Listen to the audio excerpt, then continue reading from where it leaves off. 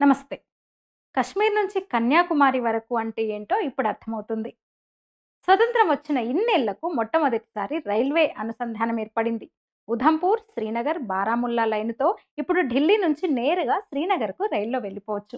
యథాప్రకారం వాజ్పేయి జాతీయ ప్రాజెక్టుగా ప్రకటించి నిధులు ఇవ్వడం మొదలుపెడితే, సోనియా, మన్మోహన్ ఎఫెక్ట్ పడుకోబెడితే మోదీ దీన్ని సాకారం చేశారు. వాజ్పేయి 2 ఏళ్లలో 53 కిలోమీటర్లు అందుబాటులోకి తీసుకొచ్చారు.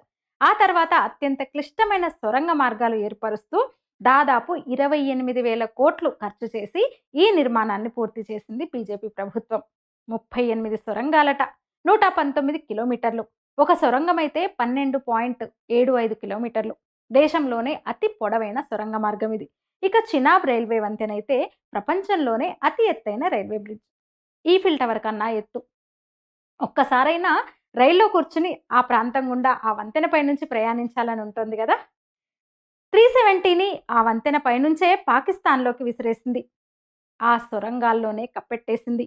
ఈ నెల 6న మోదీ పచ్చ జెండా ఊపుతుంటే, ఎర్ర జెండా వాళ్ళు, కాంగ్రెస్, కశ్మీర్ కుటుంబం, పాకిస్తాన్ కలిసి ఏడుస్తుంటే, ఆహా!